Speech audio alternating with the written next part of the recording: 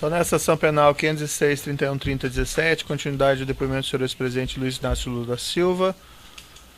O Ministério Público falava então essa matéria. Eu refiro essa matéria, está na nota de rodapé 386 da denúncia, é uma matéria veiculada no portal UOL, dizendo que já havia um espaço físico reservado para ser a sede do Instituto, localizado perto do Parque do Ibirapuera. O imóvel da Rua Berbeck exatamente fica nesse local, né, lindeiro Avenida 23 de Maio, próximo ao Parque do Ibirapuera, e que esse projeto era tocado por um grupo de apoiadores. O senhor ex-presidente saberia explicar como a imprensa já sabia isso em 2010?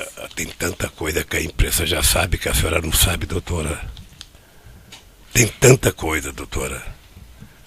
Então, doutora, é o seguinte, a senhora pode abrir um processo contra o jornalista do UOL que escreveu isso, ele pode explicar para a senhora. Pois não. A matéria diz, um prédio de 3 andares, próximo ao Parque do Ibirapuera, em São Paulo, está reservado para ser a sede. A mesma matéria diz, segundo a fonte, Lula e Marisa já visitaram o local. Em princípio, o presidente avaliou que o prédio seria muito grande, já Marisa, que deverá dar a palavra final, gostou do espaço. Essa matéria é uma disfarçatez. Eu visitei o prédio com a dona Marisa em junho de 2011 para dizer que nós não íamos adquirir aquele prédio, que não tinha nenhuma utilidade aquele local para fazer e que a gente iria pedir o terreno. Certo. Quem marcou essa visita, a que o senhor está fazendo referência, de 26 de julho de 2011? O Paulo Okamoto, presidente do Instituto Lula. Que data vênia já foi referido aqui, já foi esclarecido, por isso eu pediria a Vossa Excelência que observasse as respostas que já foram dadas, a fim de que não haja repetição das perguntas. Pois não. Nas respostas escritas que o senhor ex-presidente prestou nas investigações, evento 1, anexo 273, o senhor ex-presidente disse que não houve nenhum contato com o Grupo Odebrecht e reafirmou isso aqui hoje, com respeito ao imóvel da Rua Doutora Berbeck. Eu gostaria de mostrar ao senhor esses e-mails juntados aos autos, trocados entre Paulo Okamoto, que o senhor disse que era a única pessoa que conhecia, né, com quem o senhor tratou, da questão do terreno, e João Alberto Louveira, empregado da Odebrecht, agendando a visita do dia 26 de julho de 2011 no imóvel. É o evento 1, anexo 248. O senhor quer ver o e-mail? O companheiro Paulo Okamoto já esteve aqui. Deixa eu lhe falar, a senhora não pode ficar perguntando para mim e-mail de João falando com Maria, assessor Lula. Não, é porque, como o senhor disse, não, tem algum e-mail para mim? Doutora, tem algum e-mail para mim? Tem algum e-mail para mim, doutora? No imóvel e houve uma troca de mensagens. Doutora, tem algum e-mail para mim? E a pergunta do Ministério Público. Doutora, tem algum e-mail para mim? Esteve nessa, a senhora pode esperar o depoente fazer a resposta. Eu estou respondendo a pergunta, inclusive. É que Vossa Excelência quer... Doutor, vamos aqui. A questão colocada ao senhor é a seguinte, o senhor tinha conhecimento dessas mensagens? Não tinha conhecimento, doutor. Eu só queria que a senhora perguntasse de coisas que foram direcionadas a mim. Certo. Sabe? Mas aí veja, senhor ex-presidente, é uma pergunta normal, olha, teve conhecimento disso ou não teve conhecimento disso? Pronto. Tem necessidade Mas, doutor, o senhor sabe que uma coisa repetida muitas vezes. É a oportunidade que o senhor tem de se defender. Então a pergunta é normal, olha, tem e-mails do fulano X com fulano Y. O senhor teve conhecimento disso? Não. É que já foi respondida, né, Excelência? O que é anormal é a repetição. Não, essa pergunta não foi. Doutora, mas deixa eu fazer só a pergunta para entender. Não, vamos seguir aqui as indagações. O senhor me permite, por favor? Permito. O senhor, ex-presidente, permite uma colocação? O que a minha colega estava dizendo é que o senhor, até o presente momento, tem apontado o senhor Paulo Okamoto como sendo a pessoa, o seu interlocutor para esses assuntos. E estes e-mails eram justamente dirigidos ao Paulo Okamoto. Deixa eu... E é só essa questão. Posso corrigir? Não foi apontado como interlocutor. Eu acho que a afirmação de Vossa Excelência não corresponde com o que foi dito pelo depoente. O depoente disse que foi informado da visita pelo senhor Paulo Okamoto. Não usou a palavra interlocutor que foi usada por Vossa Excelência. Mas não era o Paulo Okamoto que tratava Não, mas deixa eu falar, assunto? doutor, é que o Paulo Okamoto é presidente do Instituto Lula. Ele é o presidente. As pessoas não tinham nenhuma obrigação de conversar comigo sobre o Instituto. O Instituto tem uma diretoria. O Instituto tem conselho fiscal. Eu só estou querendo dizer, o Paulo Okamoto era o presidente, não, aliás, é o presidente do Instituto, que tem um conselho, sabe, que tem uma direção, e que, portanto, o Paulo não estava lá me representando. O Paulo estava discutindo as coisas em nome do interesse do Instituto. Quando o Lula morrer, que não existe mais, né? todo mundo sonha que não vai morrer, eu espero demorar muito, ou seja, o Instituto deve continuar, não vão tirar o meu nome porque eu morri. Então, se o Paulo for o presidente, ele vai continuar tratando do Instituto Lula do mesmo jeito. Mas seguimos adiante aí, né? Pois não. Nas respostas escritas que o senhor prestou durante as investigações, anexo 273, evento 1, o senhor ex-presidente disse que o imóvel da Rua Berbeck teria, então, sido oferecido ao Instituto da Cidadania, mas que recusou a aquisição conforme deliberação da diretoria. O item é da resposta desse anexo a que fiz referência. O senhor ex-presidente poderia explicar quando a diretoria se reuniu para deliberar sobre isso? Não sei, querida, não sei. Como ocorreu essa deliberação? Na deliberação, no dia que eu fui lá, pelo menos. Houve uma reunião específica Não, para isso? eu não. Eu fui convidado a ir visitar o terreno, que era um terreno que estava sendo oferecido para compra, e nós fomos lá e achamos inadequado. E essa deliberação foi formalizada de alguma maneira? Não. Essa deve ter sido depois, na reunião da direção, deve ter discutido que não aceitou. O senhor tem conhecimento da formalização? Não tenho, querida, não tenho. Também pediria que o senhor ex-presidente referisse ao membro do Ministério Público pelo tratamento protocolar devido. Como é que seria? Doutora... Senhor ex-presidente, aí eu vou pedir realmente, até peço escusas, não percebi isso de maneira tão clara. Sei que, evidentemente, o senhor ex-presidente não tem nenhuma intenção negativa em utilizar esse termo querida, mas peço que não utilize, tá? Pode chamar de doutora, tá bem. Senhora procuradora, tá bem. Perfeito. O senhor Alexandrino Alencar relatou aqui em juízo que o Grupo Odebrecht continuou procurando imóveis para o Instituto Lula depois da visita feita em julho de 2011 ao imóvel da Rua Doutora Berbeck. Foi inclusive apresentado um projeto feito pela Odebrecht para a reforma do atual prédio do Instituto Lula, aquela sede localizada no Ipiranga. O senhor teve conhecimento disso? Eu não tenho conhecimento, doutora, e acho que é mentira. Porque depois que nós fomos ver e achamos inadequado, nós fomos à Prefeitura de São Paulo falar com o prefeito Kassab, que aceitou mandar um projeto de lei para a Câmara de Vereadores, doando um terreno na Cracolândia para que nós fizéssemos o Instituto. A Câmara de Vereadores aprovou o terreno e, com base nesse terreno, nós começamos a elaborar um projeto do que seria o futuro Memorial da Democracia. Eu não me refiro, na pergunta que fiz, ao projeto apresentado pelo Escritório de Arquitetura de Marcelo Ferraz para o terreno da área central de São Paulo. Eu me refiro aos projetos que estão juntados nos autos, no evento 928, que são projetos produzidos pela Odebrecht, segundo Alexandrino Alencar, a pedido, e que houve grande prospecção de imóveis durante mais de 2 anos para o Instituto Lula após a desistência. O senhor confirma esse fato? Não, o senhor tem conhecimento? Não acredito nisso. O senhor tem conhecimento? Não. Não. Pois não. Qual a relação do senhor com Alexandrino Alencar? Ele era empregado da Odebrecht e andava com o Emílio Odebrecht. Ele o acompanhava nas reuniões com o senhor na presidência?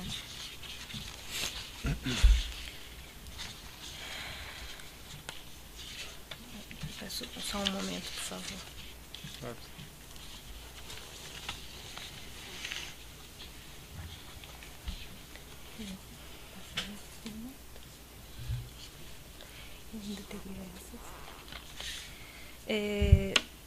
Com relação à referência que o senhor fez ao fato de ter mantido diversas reuniões com Emílio Odebrecht, e agora o senhor disse que às vezes acompanhada de Alexandrino Alencar, o senhor poderia esclarecer a sua relação com o grupo Odebrecht?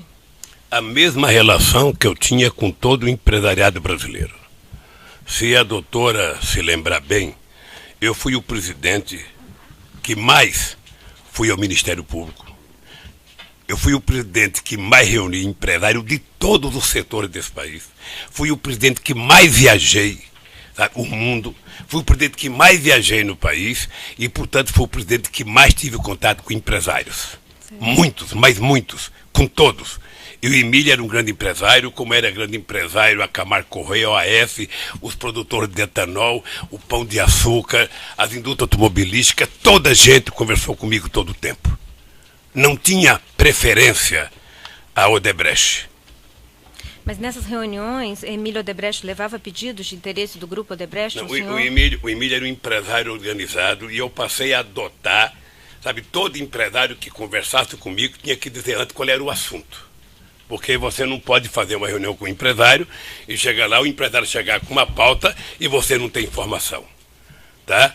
Então o Emílio levava a pauta do setor, sabe? Levava a pauta da ABDIB, levava a pauta do Sindicato da Construção Civil, sabe? E assim levava, o etanol levava a pauta do setor de etanol, a indústria automobilística levava a pauta da indústria automobilística. Levava questões relativas à Petrobras? Relações ao desenvolvimento do Brasil. E a Petrobras era uma empresa que tinha muita importância no desenvolvimento do país. Pois não. Há uma outra audiência, um documento relativo à audiência com o presidente Luiz Inácio. Além daquela que fiz referência anteriormente, é um documento que consta do evento 928, anexo 13, audiência com o excelentíssimo senhor presidente da República, Luiz Inácio Lula da Silva, Brasília, 5 de agosto de 2005. Dentre os diversos pontos desta pauta, há referência no item 6, diversos, relação com a Petrobras versus importância do diretor PR.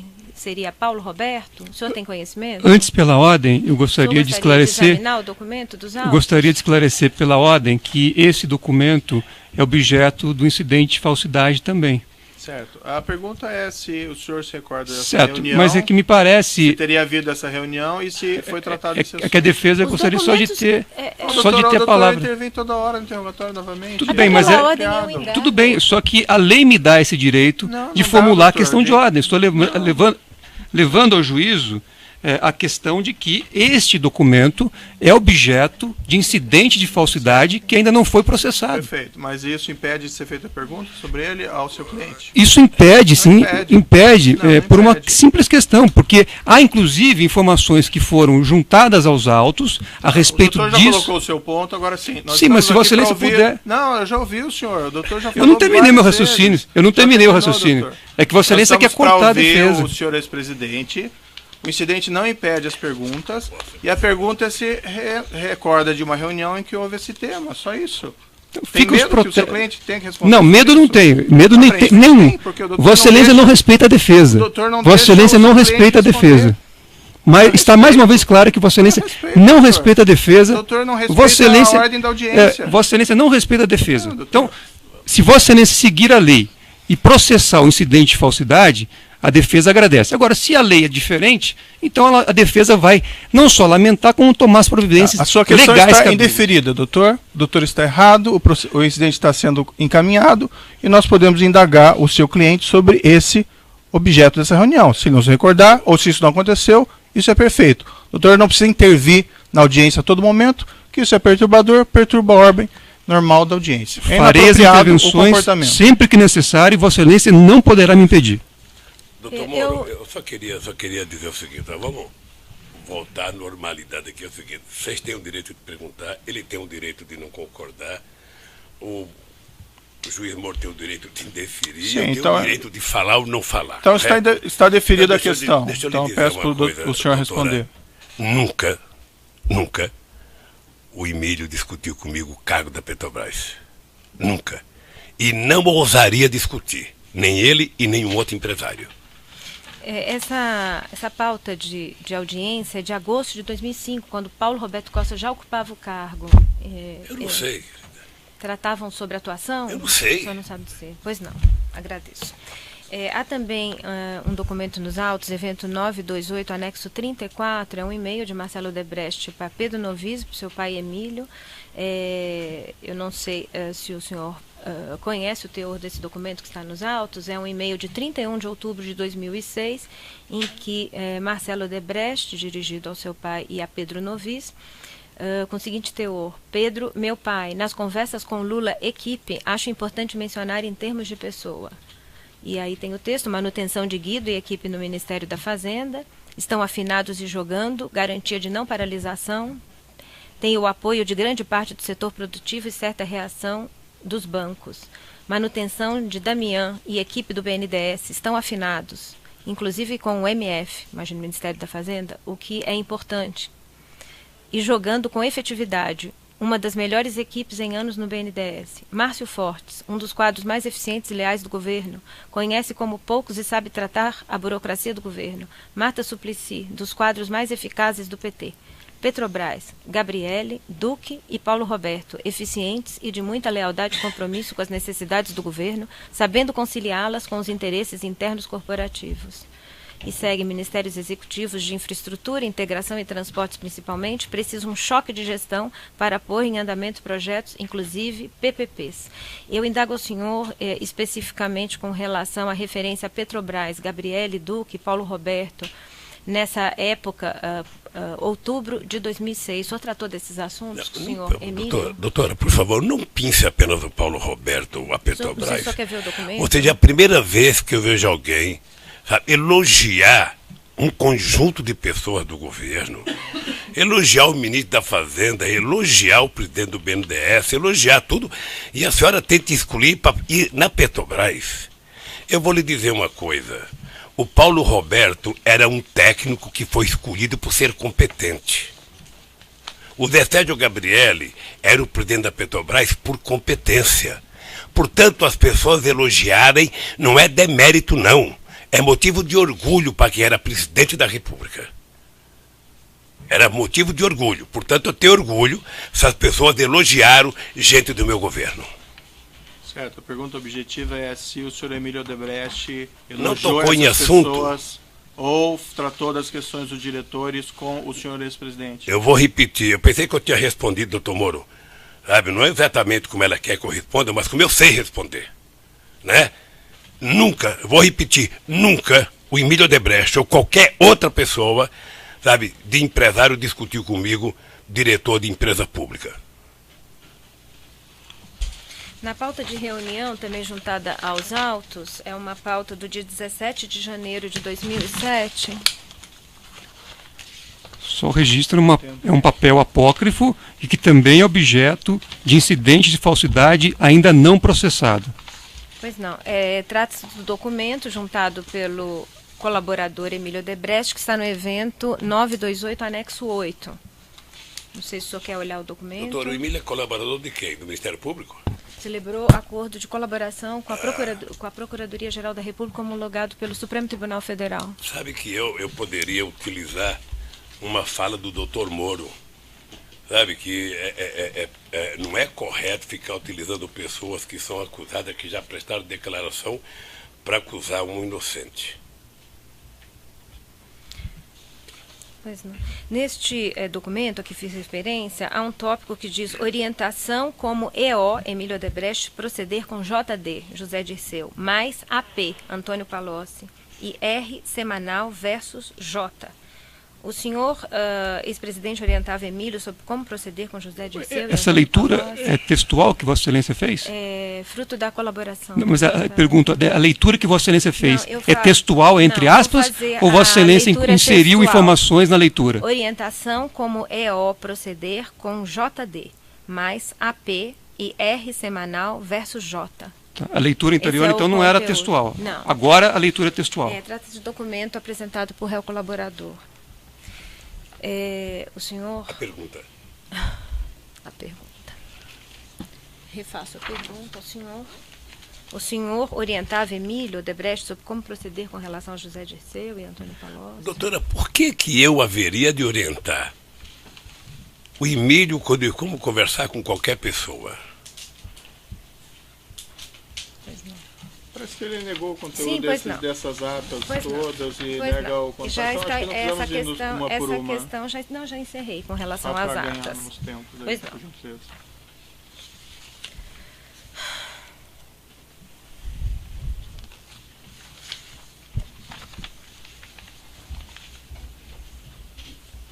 A construtora Norberto Odebrecht fez doações de 4 milhões para o Instituto Lula entre o final de 2013 e 2014.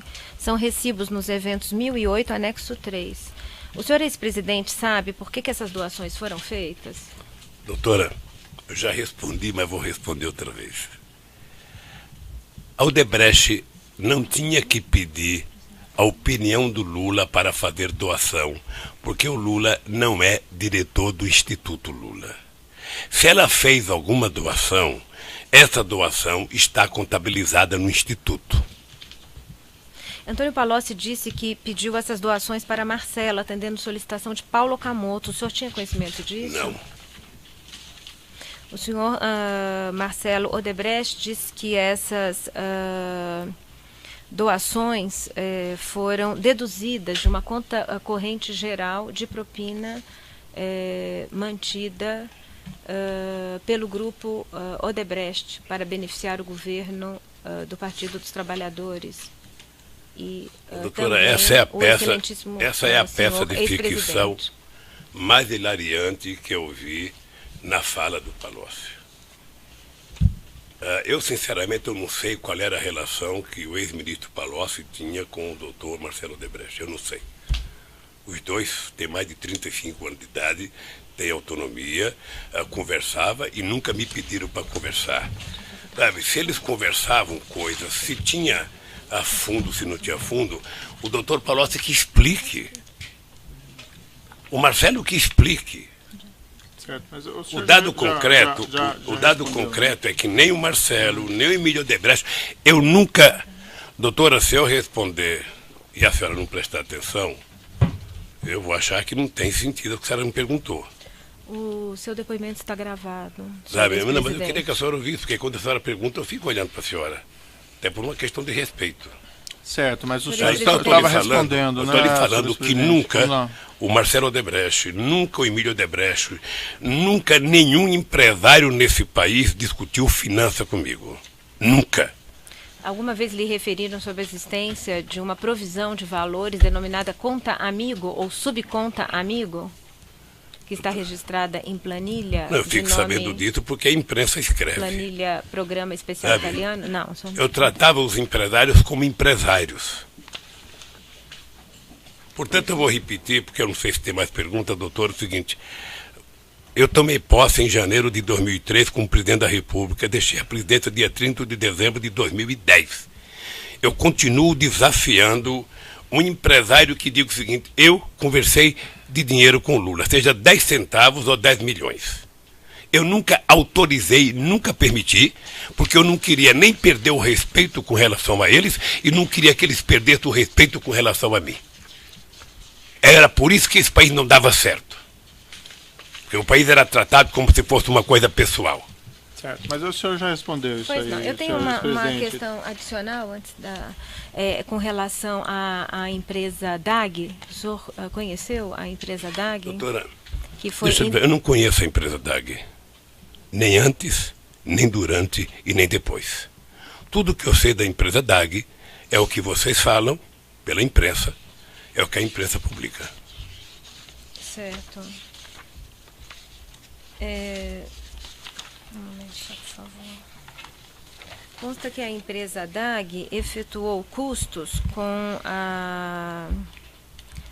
o afretamento de uma aeronave que foi cedida para uso do senhor ex-presidente em viagem realizada à República Dominicana, o que é objeto de uma ação que corre na 10ª Vara Federal. Posso citar o número 0016 093 96 2006 401 3400.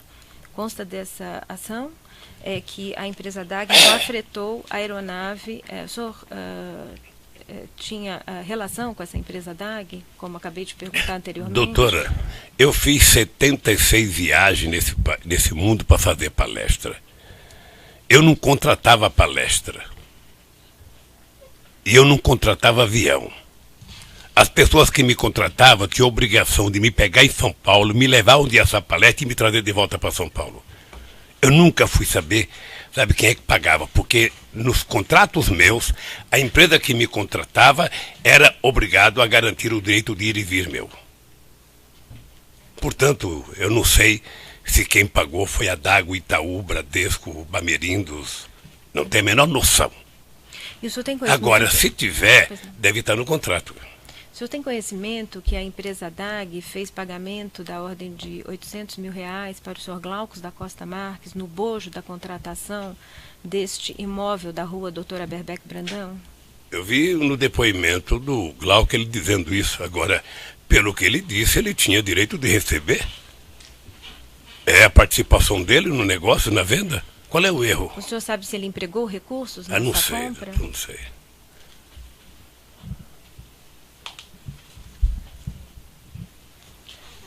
Por favor, eu queria que o senhor, ex-presidente, respondesse só 3 ou 4 questionamentos aqui, até porque já estamos nos alongando no tempo e cansando a todos.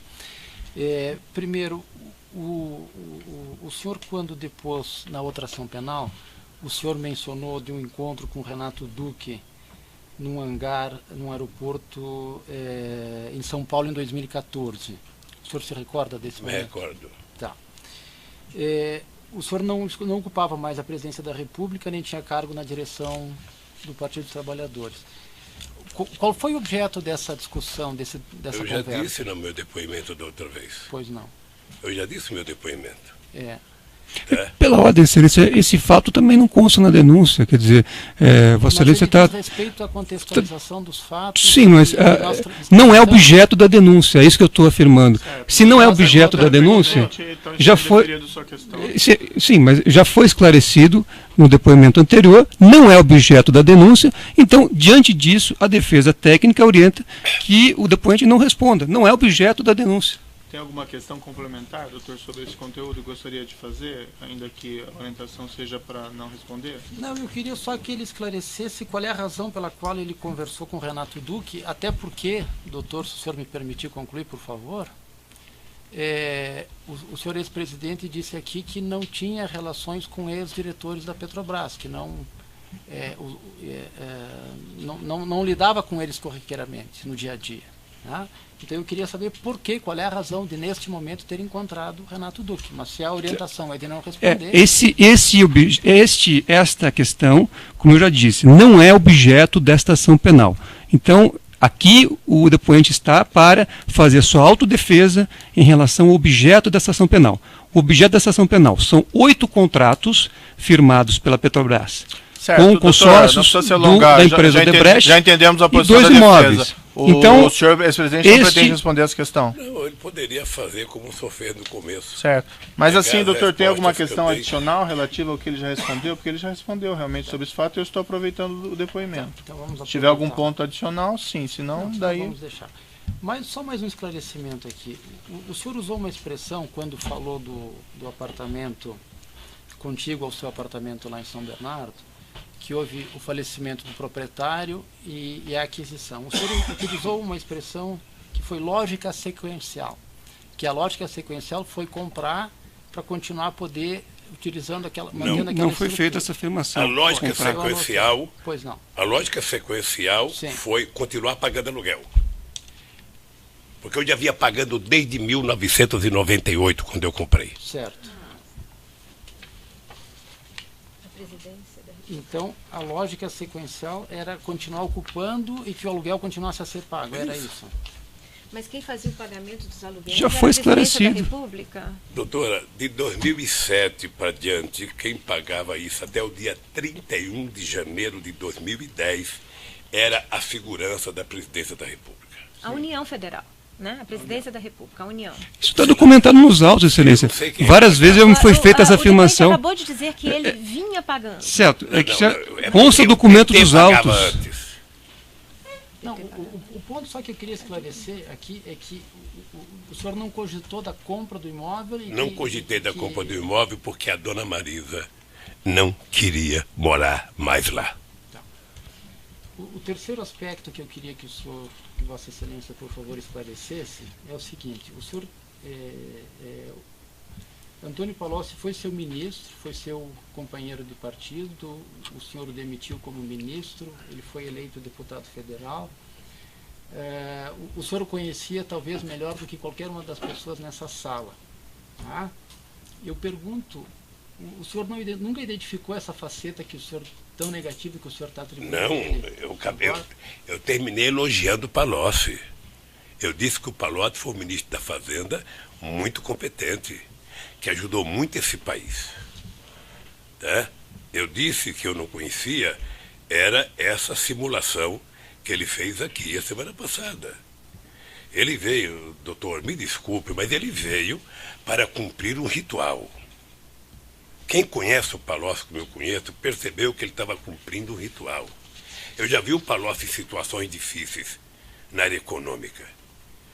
O Palocci veio preparado para dizer, sabe, que tinha um fundo que eu sabia, para dizer que o doutor Emílio tinha me procurado para conversar, para dizer que eu tinha tentado bloquear a justiça, que eu chamei ele para conversar, para bloquear a justiça, sabe? Então, foi um conjunto de simulações que o Palocci fez, por isso que eu utilizei a palavra simulador, tudo com o objetivo de duas coisas, sabe? Que é o objetivo de diminuir a pena dele, ganhar os benefícios da delação e, quem sabe, ficar com um pouco dos recursos que foi bloqueado, que ele ganhou como consultor. É isso ficou claro quando ele disse, estou aqui para ter os benefícios da lei.